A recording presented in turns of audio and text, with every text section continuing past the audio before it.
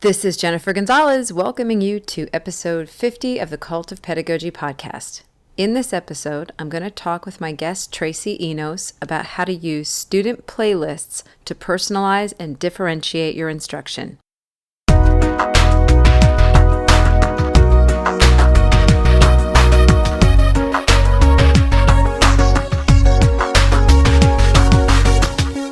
One of the greatest things about technology is how it allows us to differentiate instruction for our students. We no longer have to set our classrooms up to keep all students doing the same thing at the same time. If you have been a podcast listener for a while, you may remember episode 30 when I interviewed math teacher Natalie McCutcheon about how she runs a self-paced classroom.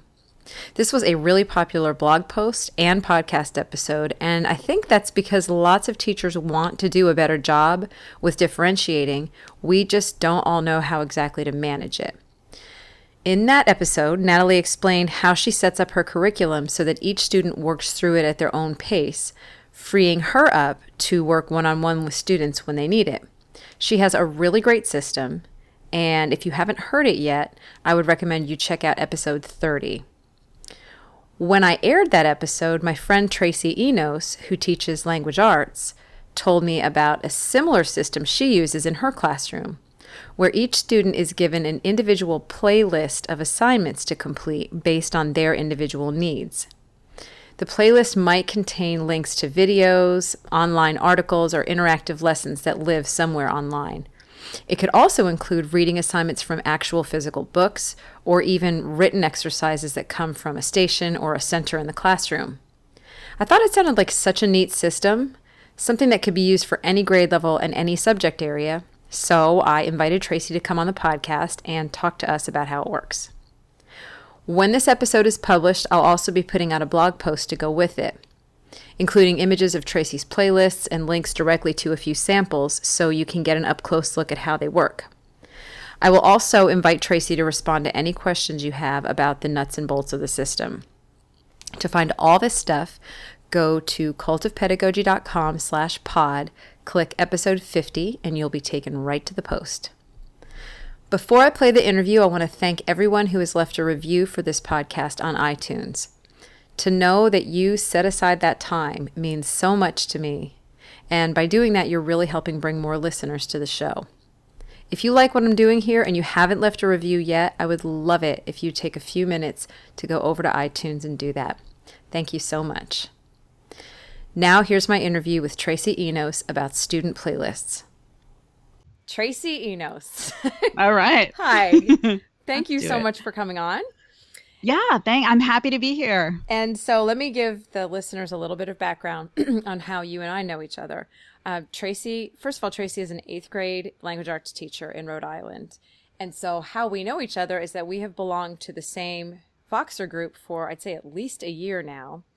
And this is a group that's been going on for quite a while. This is just a whole bunch of teachers that were pulled together by Brian Stabnick, who is the host of the Talks with Teachers podcast. He just pulled us all together randomly, I think. And so we just talk about teaching basically. And one of the things that Tracy has been talking about a lot are these things that she uses in her class called playlists. And before we even get started, I want to make sure that everybody listening understands that these are something that can be used by teachers of any subject. These are not language arts specific. And so I just want to make sure, because sometimes I think if people hear language arts, they're like, oh, this one's not for me. So, Tracy, explain what a playlist is and what function does it serve in your classroom? Oh, sure. Yeah, definitely. And I also want to emphasize that playlists really can be used in all different classrooms. I first heard about a playlist from a math teacher in Barrington, Rhode Island. And then my twin sister, who's also a math teacher, started using them in her classroom. She needed something out of the box that was able to reach learners from all different levels. And I started using them in my classroom when I looked at my room full of 26 students, and I saw the variety in their levels and their abilities. I knew that I needed something different, a little bit out of the box, so that I could individualize my instruction and meet the needs of each one of those kids. So instead of just having, okay, everybody, we're going to work on this lesson today, I needed to individualize it so that different kids are working on things that they needed. So we are fortunate enough to be one-to-one.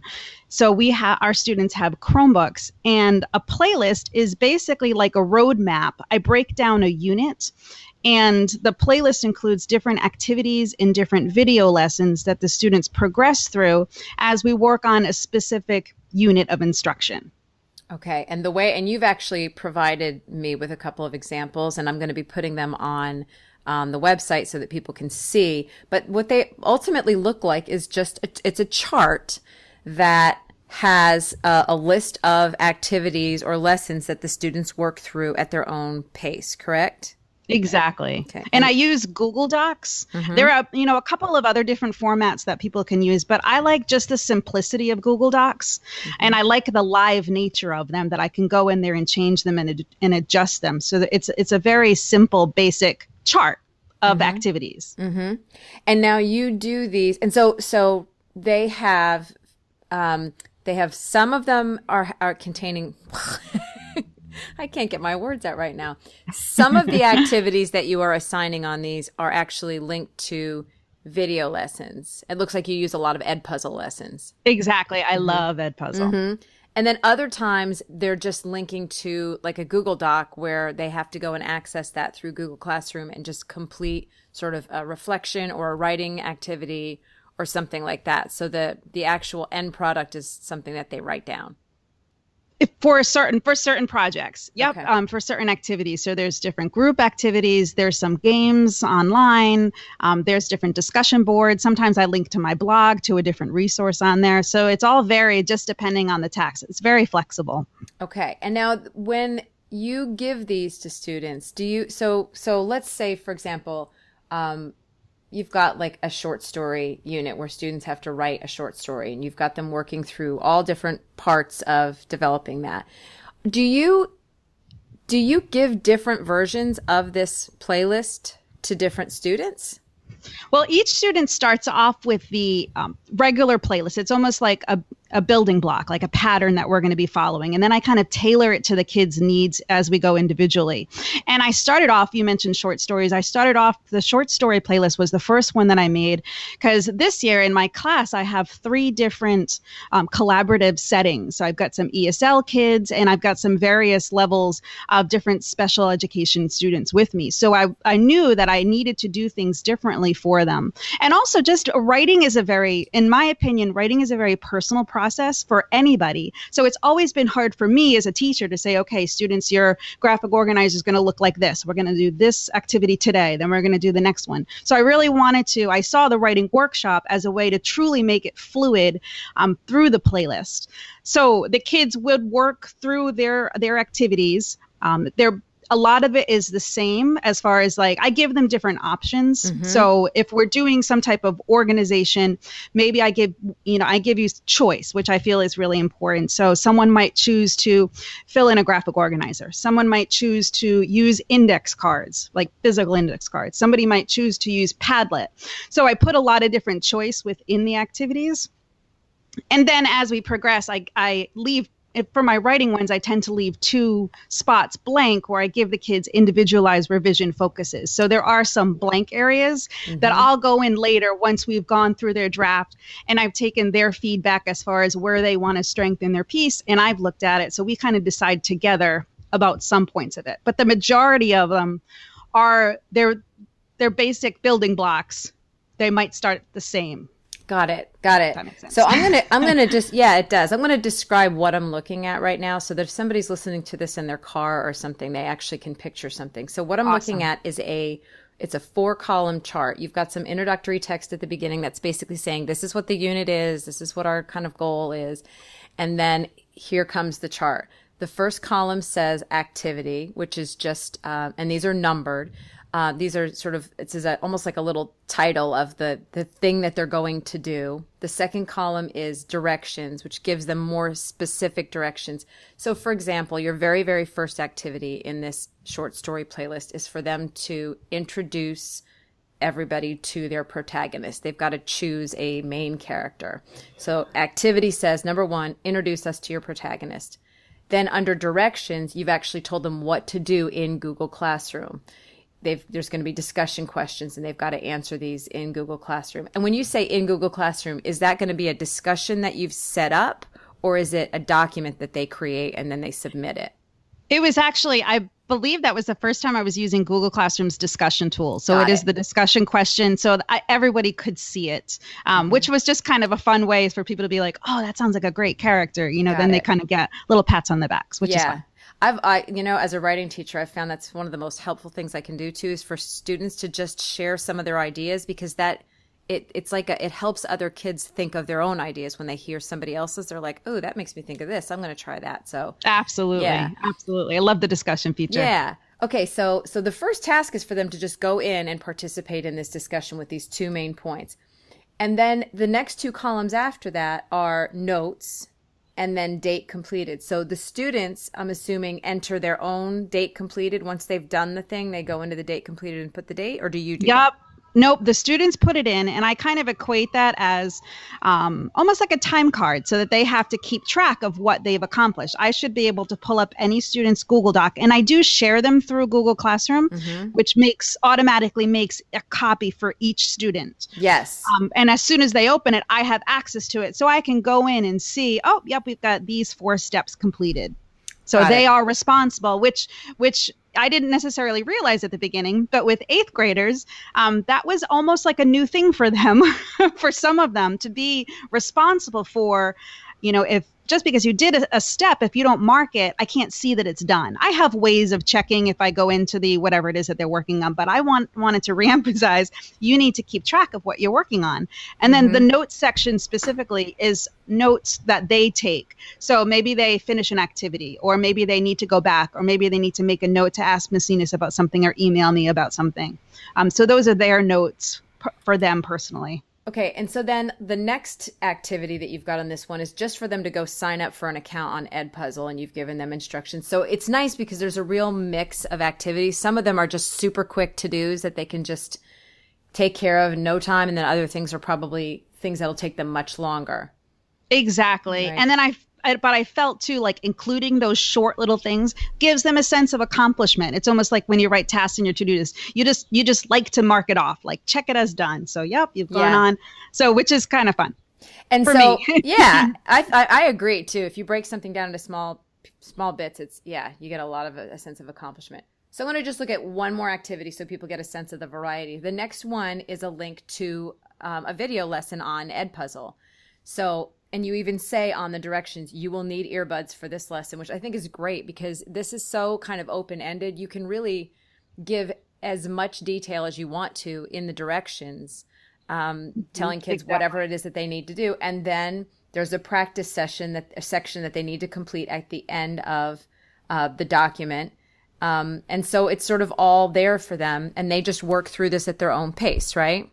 Yep, exactly. Okay. And then you'll see there are intermittently points where they need to check in with me. So there are structured within there, just points where we kind of go over whatever it is that we're looking at, if it's their graphic organizer or something, just so that we can touch base. And it's nice when it's kind of more sporadic. If I've got a class of 26, I can't check in with everyone at the same time. But with the playlist, it's more scattered, which is great. Yes, I can see this. So it's after step number 5, after they've started to develop their plot, and you've given them 2 different ways that they can actually document that they're developing their plot, then they have to check in with you.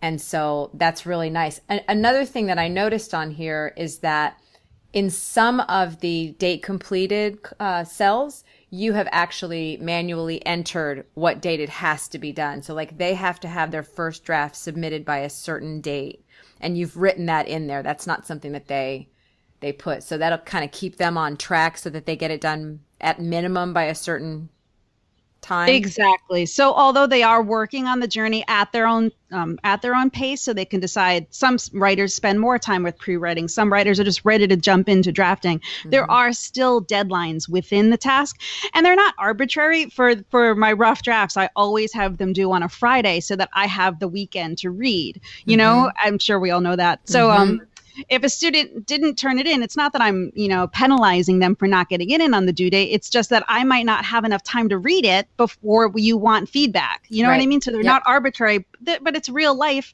They can't take 3 weeks to work on something that we only have 2 weeks to do. Right. You know what I mean? Right. So it's a kind of combination. And so this really does, I mean, for an 8th grader, I'm thinking some kids don't have a chance to practice these. I mean, these are executive functioning skills, basically. Exactly. They don't get a chance to even apply this stuff until college, which is why a lot of college students fall on their face freshman year. Exactly. The time management, even as far as what's homework and what's not homework. So the students realize these are the tasks that I need to accomplish. Maybe you did a lot in class the past couple of days, so don't worry about taking anything home if you feel that you're on good pace. Or maybe you had just had a rough couple of days in class that you just want to spend some time at home. So they get to choose even the place as far as where this is being accomplished. Got it. That's nice. So they give themselves homework. They do. Yeah. And so this is it. Like this is your class for a month or roughly. This is what's going on. There's not something else separately also happening. No, we might do reading like some usually at the beginning too. We'll do independent reading for 10 minutes or so, but this is our main focus. Okay. So one of my main questions, and I know a lot of teachers are going to ask this, is, well, I've got two. Let's talk. We've got the go-getters and the slackers. Let's talk about the slackers first. What happens, and I'm assuming that this does happen, when you give this much freedom and independence to students and some of them just do not make good use of their time? How do you manage that? Well, my first instinct would be to try to get them to work on something that they feel is important and relevant to their life, something that they're interested in. So if it is a writing task, I'm going to do everything I can to get them a topic that they're passionate about, that they're interested in. So hopefully that encourages engagement because it's something that they're interested in. When we do short stories, I let them choose what they're writing about. I don't give them necessarily a topic to write about what you did over the summer. So I work with them a lot at the beginning just to kind of make sure that it's something that they're interested in. Then doing the blended learning, I am able to float around a lot. So I'm able to touch base and speak to students on an individual level just to kind of check in with them, make suggestions, give them alternatives, and a variety of different activities, helps that as well. So if they're working on the short story, so maybe they get to, it might be work on your piece. And when you're ready to add some dialogue, check out this dialogue lesson and this dialogue game. So some kids might just be playing a game on BrainRush, which kind of gets them excited. So I think the variety of activities helps as well. And also 8th graders are very social. So I try to put them into groups as much as we can. So if they're working on a draft, if they've got to that point where I think that they can use, a peer revisor or somebody to work through some problems with them, and I trust them and they've proven themselves that they can work, on task and be productive, I'll let them work in groups. So we've got lots of different things going on in the classroom. Got it. Which I think helps. Yeah. I know that one of the things, and you and I talked about this before we started to record, but we talked about episode 30 of my podcast where I interviewed Natalie McCutcheon, and this is the one about self-paced learning, and she has a similar system to this, but she's a math teacher, and there's a little bit more sort of assessment that goes on. Yes. But one of the things that she does, and I want to mention this for anybody who's listening, tell me how you think this would work with yours. For kids who just aren't on task and are not sort of getting with the system on their own, she sort of removes the privilege of working independently, and she has them work in a group with her. And so she treats the playlist, as it were, as a privilege that has to be earned. And if the students demonstrate that they can make good use of their time, then they get that privilege. Otherwise, it reverts back to more traditional instruction with her, which I think it sounds like a lot of the students would rather not have that. So, yeah. Absolutely. Yeah, I think that could definitely work, even with as far as like the lessons, because a lot of times when we're doing writing, like the main lessons are a good meat of it. So if it's like how to write a thesis statement, if I feel like a student isn't going to really focus on a video, I might pull them aside and say, listen, I'm just going to do this lesson one-to-one with you. Okay. So it could be like a literal thing. Actually, I started putting that choice in my later playlist, giving them the option. So even if a kid, is more comfortable with a face-to-face instruction, I built that right into my my playlist, look at this video on Edpuzzle, or see me for a face-to-face lesson. So sometimes it works for kids who have trouble focusing or kids that just prefer that way. Okay. So it's nice and flexible enough. And because you have all the other kids working on the playlist, you can spend that extra time. Even the math teacher, she is able to do that because the students are working through their playlists. Everybody else is engaged and busy and exactly, yeah. which you couldn't necessarily do, with a regular structure. Right. Okay, so what about early finishers? You've got these deadlines and these are sort of as late, as possible. So what about the kids that work quickly and get everything done and then they have sort of 5 days to spare? See, it's funny because English, that doesn't really happen. That's interesting. Because in my opinion, it's like art. Any piece of art, an artist isn't finished. They just stop, Right. So there's always things that they can go in and challenge themselves. And if we build in, the different tiered activities or responsibilities, so to speak, of you're not just using punctuation right, but you're using it as an artist. So we're going in there and playing around with different things. It doesn't happen very often that I have a student finish so early because they can always go in and do something, with writing, in my opinion. My sister she does teach math, which I know, they have specific amount to cover. So her response was to actually set up a separate class in Google Classroom where she calls the Class of Champions. Uh-huh. And it's extra work, kind of like deeper stuff, really interesting material that the kids are working on, challenges where they can earn, special privileges and different things like that. But once a student finishes a unit, they have to come see her to get the secret code, to the Class of Champions. Ooh. And then they get to join the class. And she teaches freshmen. So these aren't, elementary kids, but they were digging this. Yeah. And they have to join the class. And then they're kind of part of this secret elite club where she can share different things. She posts little contests and it's just kind of fun. Yeah. See, she's making it something special and not just extra work that they have to do. Exactly. And nobody knows who's working on what, in her classroom. She had a student in her classroom that wasn't even literally doing algebra. They were new. There was no room in another class. So, they don't even know what the kids are working on because they're all kind of working on their own projects and different things like that. So It was just, it's just a really cool use of technology for that. Definitely. Well, and because I was going to ask you, with writing, I agree with you that because it's an art, you're never really finished. So then I was looking at your skills lab. This is one of the other playlists that I'm going to put up for people to see. And this is pretty much just straight parts of speech, grammar stuff. So yes, this is my experiment for the year. I haven't done this yet. This is the first time I've done it. I've always kind of taught, I do sentences of the week with the kids. So we all kind of work on the same skills, week after week after week, so to speak. Not every single week. Yeah. But really, grammar is by far, I feel like an area in English where you have such vast differences in ability. So I said, this is just going to be perfect. To work on grammar. So these are going to be, the part of speech is my review, because hopefully 8th grade, they definitely should come to me knowing this, although they need a little kick at the beginning. Yep. So hopefully it'll take long. But then it's my goal that once they finish playlist 1, I'm going to have a whole series of them. So they're just going to kind of move on at their own pace. And I've got kids who are still, they don't understand how to punctuate with a comma. They're going to stay a little bit longer through the playlist. Yeah. Got it. Okay. So I want to return to this idea of the individualization that you do. So I'm looking again at the short story playlist, and I'm going to go down to items number 9 and 10 because you've got all the other activities mapped out for the students to work through, but then 9 and 10 say personalized activity for focus number 1 and then number 2, and it's just question marks under the directions.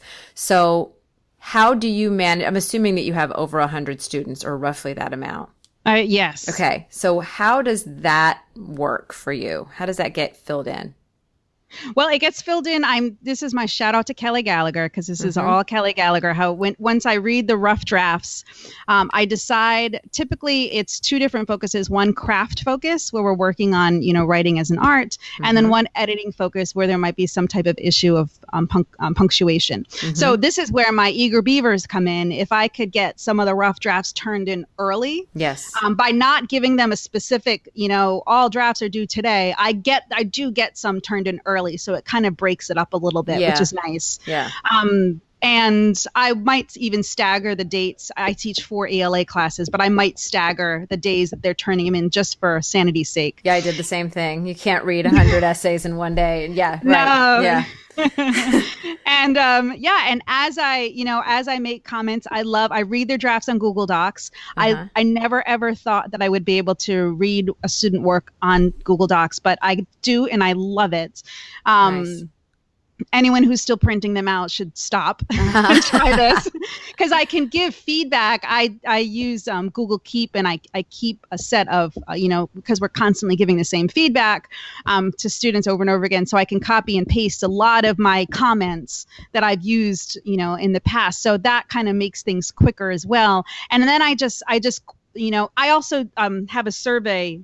I think it should be on the playlist too, where I ask the kids, what do you want to work on? What do you want to focus on for your piece? So I take what they want to, their input, and then what I got from their draft. And I just choose 2 things to focus on, because if we give too many things, it's just going to overwhelm them. Yes, I agree. So I try to make it a quick, okay, yeah, this sounds good. Let's work on your transitions. Let's work on your opening, those kinds of things. And I don't necessarily I don't give them the activity right away. So I give them the comments, I return their draft back to them. Usually the next day is more like a digesting kind of day where they look through my comments. And I'll do it in the next, 3 or 4 days. I'll just kind of I'll group students together who have same focuses, and then I'll add it onto their playlist. So they might walk in and I'll say, open up your playlist, guys, see if anyone has any individualized revision activities. They'll open it up and say, oh, I see, I'm supposed to work with this person today. So it's not necessarily, they don't all go in at once. It's kind of throughout the whatever, how many days we have for revision. Okay. And definitely not all at once. Are there often duplicates? Do you sort of see, all 20 of these kids, I'm going to give them this extra work in dialogue or something like that? Or is it completely individualized from every single student? No, it is grouped. It is grouped by common needs, Got it. Because something like punctuating dialogue, there are a number of people, that are just going to need practice with that. Right. But that's fun, because then I can group them. If I've got 4 or 5 kids in one class that really need that, I can have them work together. Which is fun. And you might just assign them to go to like another Ed Puzzle activity, or would you even give them, a lesson in a grammar book to look at, or? Yep, sure. Yeah, there's a lot, depending on the thing. I've collected I have a Google Doc where I have my different revision activities, and I either make them myself or I find there's a YouTube video, or sometimes it's just literally sit down with this person and, talk this through. So it's all varied depending on, some of it's me leading the lesson, some of it's an Ed Puzzle. Got it. Super flexible. Okay, so you're getting ready to start a new school year here in just a few weeks, correct? Yes. Okay. Yep, we start at the end of the month. So fresh batch of kids, probably a lot of them have never seen a playlist or heard of it before, except they probably are very familiar with it from their own electronics. But how do you actually introduce this and sort of train students in how to use these at the beginning of a school year? Well, the first step that I've really discovered is very, very important is to just kind of go over the format of the playlist, the expectations about what the class should look like and how they need to be prepared. And I also really emphasize that it's not me telling you necessarily what to do, but I'm putting you in control of your learning environment. So you are given a lot of responsibility, but you need to step up and see the value in that. And one of the things that surprised me when I first started to do this is how students are so used to us just handing them something to do, and then they do it and turn it back. They're not generally given a lot of responsibility as far as looking at something, really digging in, looking at the directions, following the steps, or organizing their time. They're not doing that. So when they didn't have problem with the activity when they first started. It was really the directions. And I would have kids, like if it was even something as simple as log into Ed Puzzle. Each class has a different code. So maybe they would log in, but they would ignore the code and they would sign up for a different class. So it's just things like that. Or if I said, you've got a choice from either this or this, two different choices, they would do both of them because they weren't necessarily looking closely at the directions. Yeah. So it really helped train the kids, to pay attention to what it said. Right. And I was shocked by that. But at the same time, kind of like, thank God that we're doing this now at 13, that you are getting into the habit of being self-sufficient. Yes. Or if it was even like, I don't know how to use this tool, I've started to put in my playlist like techie treats or tricks or different things like that. Yep. So I'm giving them little hints and little things to check out so that they can, let me search on YouTube. How do I do this? And they can, so they're getting more independent, which is a complete side effect that I wasn't expecting. Yeah. I just wanted to help them write better, but I feel like that management and figuring those things out, and the more playlists I do, the more choice I'm getting as far as like, you can do this or this or this, or hey, if you have another idea, come and see me. So I feel like they're getting more independent. So at the beginning, they are going to need help. They have to remember to bring earbuds. I mean, it's just those kinds of things. My sister is funny. When she did it, she actually had a student that I had the year before, and they were starting their playlist at the beginning of the year, and they were using Edpuzzle.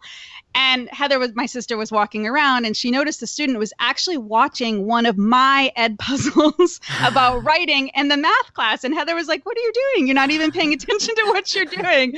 She just went on, autopilot and wasn't even thinking, because you just get so used to people saying, "Open to this page, do this, do this, do this." Yeah. So it's just that was the thing that surprised me. So really be explicit in the directions would be my recommendation.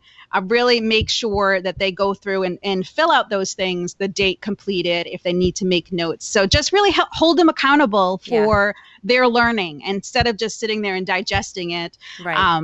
That they are in charge, so they are responsible, and they will step up to that. I wonder, it might almost make sense for a teacher who is just going to get started with this for the first time to make a shorter playlist, and something that might not be as high stakes in terms of the students' grades, just to run through it for like a week and see how everybody does, to give them some training and practice with it. Absolutely. Yeah, that's a great idea. So, okay, I got a couple more questions, because I'm looking at some of these. I want to remember to ask you about how long it takes you to plan for this ahead of time, and I want to ask you about grading. But first, I'm looking now at your dystopian literature book club student playlist. This one is students chose a novel to read, and they got into groups, and which is something that a lot of language arts teachers do. You put kids in groups and they have a book club where they read a book together. So you've actually got the path kind of laid out for them of how the steps that they need to take as part of this book club. However, and so some of it is, just set some goals as a group, set up your reading schedule, and all of that makes perfect sense. But then I scroll down and, they've got all these check-ins with you and everything. But then you've got a couple of Common Core standards here about, like number 12, it says, find a theme from a novel and analyze its development over the course of a story. You've got another one where they have to analyze lines of dialogue. And what you've done is you've just copied the text of the standard in that first column. Under directions, all you have written is, what does the standard look like, and how will we show mastery of this standard? Yes. So what's that? You throwing it to the kids there? I'm totally throwing it to the kids. So it was my goal. I wanted to do book clubs, but I didn't necessarily want to lay out what it looked like. I wanted it to be individualized. And lately, I've just been all about, this is what we need to do. How can you show me that you've mastered this? Yep. So really just putting the ball in their court. And instead of me saying, okay, we're going to do this Venn diagram or whatever it is, but I think the kids think about it deeper, because they have to, not only do they have to understand the standards, and I put some of the standards into 8th grade ease, because some of them are very confusing, but they had to really look at what was being asked of them and then come up with an activity or something that would show that. And I felt that was really important as far as both ensuring that the kids were really thinking about what they're doing instead of just being on autopilot. And then also they can dig deeper into their text that way. So it's the first time I've ever done that. Actually, it was the first time I ever done book clubs. But it was really interesting. They definitely, it wasn't, I really enjoyed doing it, and I'm going to continue doing it. Can you give me an example of something? So the kids came up with their own activity basically for demonstrating mastery of those standards. Yeah. So, for example, the point of view standard that it talks about the how point of view affects the story. So one student, they chose to do diary entries from a different character's point of view. So they did a little bit of creative writing. So that was, how they chose. Or if they did, it was maybe it was about character analysis. So some groups did collage based on a character and, matched it up with some text evidence from the book. So some kids did physical things, some kids did digital things, and they all had, options and choice depending on their groups and what they were interested in. And what really stuck out, because I had 20 different books at the same time. Yeah, I remember you talking about this. That was nuts. Yeah. So I knew I couldn't give this, and they were dystopian themed, but I was using dystopian a little bit loose, because just to match different genres, not everyone's into sci-fi. So I had like some realistic things. And so I needed something really open-ended so that they can apply it to their book. So it worked out perfectly. How did they like having that opportunity? How did they respond to it? Did you have some kids that were just like, oh, we don't know what to do. Just tell us. Or, yeah. Yep. Absolutely. What does this mean? I don't understand. Yeah, absolutely. Because they're so used to playing the game of school, they're just used to doing that. So I feel like the more and more that we put ownership on the kids and have them in the driver's seat of the experience, part of me doesn't even want to give suggestions. I gave some suggestions, right? But part of me just doesn't even want to do it because it's a lot easier for someone to say, "Oh, why don't you make a Venn diagram to show the differences and similarities?"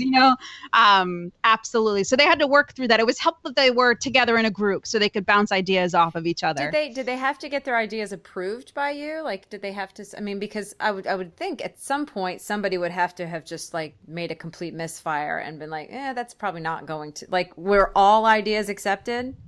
Yeah, they were the points that they could really hit on were more flexible. So if they can justify it to me, and I kind of checked in because as they're working, I could because it was on the Google Doc, I could access everything that they were doing, and I could check in with them.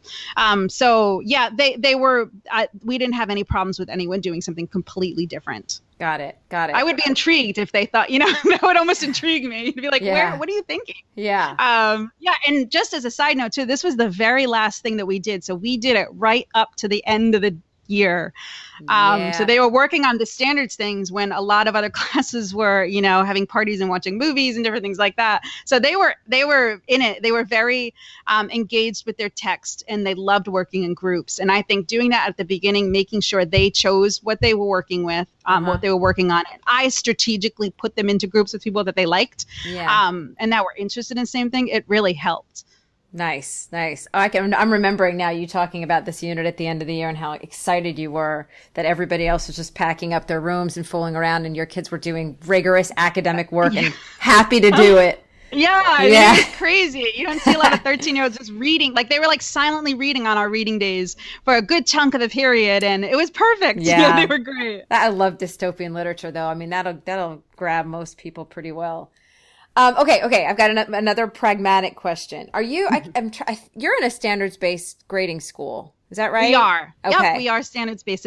We finished our second year last year. So that's almost like a whole separate podcast that I still have not even touched on standard-based grading at all in my on my blog. But so this, I think teachers who work like in a traditional grading school, I would imagine that for entering these activities in the grade book, they could just assign points to each one as they're completed, and then they go into the grade book as they're done. Is that how you would handle it if you were in a regular school that didn't do standard base? Yeah, I mean, I would probably, honestly, I don't know if I would add that would be classwork kind of activities as you were going. I would maybe have shorter, kind of units and do like a little like unit, quiz or something at the end. Yeah. It would, I think that's what at the high school, they are not standards based. Okay. So she used the playlist in a regular traditional classroom. And I think that's kind of what it looked on. So they weren't necessarily grading homework, or classwork, so to speak. But it really was just about learning Yeah. the material. So they had like a quiz. Yeah. So like some of the steps, like step number 8 might be a graded assignment. Step number 15 might be a graded assignment. And then some of the other ones are just for completion. Exactly. Okay. Or like with the writing unit, do you have your rough draft in on time? You don't necessarily need to grade it, but you can give it like some type of like effort equivalent grade. Got it. Okay, I want to make sure. Oh, the other question I was going to ask you, and I think this is kind of an obvious answer, but I want to make sure I cover it, is that this seems like it could take a lot of planning up front because you have to have the playlist basically finished before you hand it over to students. Or have you given them half completed playlists? No, and it does take some time up front. Mm-hmm. I tend to have all of the playlists complete. I might have, except for like the individualized parts. Right. Which, so, but I lucked out because I started teaching 8th grade. I was at the high school previously, the year we got Chromebooks. So I was recreating everything. So in this, like I said, dystopian book clubs, this is the first time I've done that. So I was creating everything at the beginning. So I was just doing it anyway. And I like to have that, idea in my head. It does take time at the beginning. You could have, that's the nice thing about Google Docs too. It's not like I'm giving them a handout, that they're going to have hard copy. I can go in and change things. Right. Or I could say, everybody skip this thing, this step, or maybe I can go in and change, if I want to redo the video, I can go in and change that or add it. There's a lot of flexibility with the technology that, if you don't have everything necessarily ready, you can add it, you can change it, just put an announcement in Classroom. There's a new video for this, or, it's very flexible, but I like to get everything done beforehand. Well, that's really good planning anyway, because if you don't really know where you want them to end up, I'm such a strong believer in backward design anyway. Exactly. So if you don't really know where you're trying to end up with them, it's kind of it's too haphazard. So, okay. I'm just so excited that we got to kind of dissect this whole process, because I feel like this could become such a thing in education where it's just such a standard format for teachers, and because it's so intuitive if we have this technology to be able to just set things up this way. And anyway, just thank you for bringing this up. And who came up with the name Playlists, by the way? Was that you or your sister or this other teacher? The other teacher, his name is Jason Appel, and he does playlists in a math class. He was the first one that I've heard it, but I love it because we know what playlists are, you know? So it's, to me, it's just really relevant. Yeah. So I thought it was a really good point. Yeah, and it's fun. And I don't do a lot of math teachers. My sister, she did playlists all throughout the year. I don't do playlists for everything because, especially in an English class, I feel like there are some things that I want to do as a class. Yeah. So I might do a playlist to introduce Anne Frank and the Holocaust, but when we read the play, we do it together as a class. Got it. Or short story unit, because I think having that balance is really, is really powerful. You want to have some experiences together as a whole class.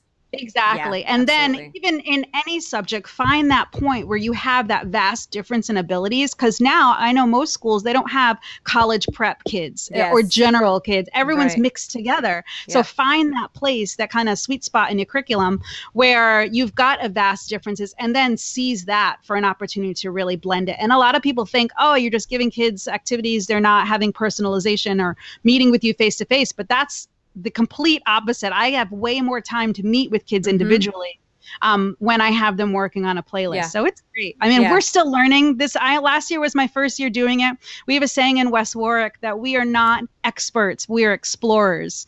Nice. So we see something that needs to be changed and we just try things out and find what works for us. I've got another 8th grade English teacher who uses her warm-ups, or like a bell ringer equivalent, as a playlist. So she's got 5 different little activities. And if a kid rushes through, or even if a kid does it at home because they want to read their books or something, that's fine. It's up to them. They know they need to get this work done. So you just find what works for you, which is the beauty of, Google Docs and the flexibility. Not everything's going to look the same, but, possibilities are endless. So it's just fun. Yeah. It's fun to be a teacher right now. It is. Thank you so much. I'm going to have copies of 3 of your sample playlists up for people to look at on the website. So after this recording, I'll say which episode this is going to be because I still am not totally sure. And then people will be able to go and look at those more carefully so that they can see those examples. Awesome. Thank you so Sounds much, great. Tracy. For links to all the resources mentioned in this episode, go to cultofpedagogy.com/pod and click on episode 50. To get weekly updates on all my newest blog posts, podcast episodes, and products, sign up for my mailing list at cultofpedagogy.com/subscribe. Thanks for listening and have a great day. This podcast is a proud member of the Education Podcast Network. Podcasts for educators, podcasts by educators. To learn more, visit edupodcastnetwork.com.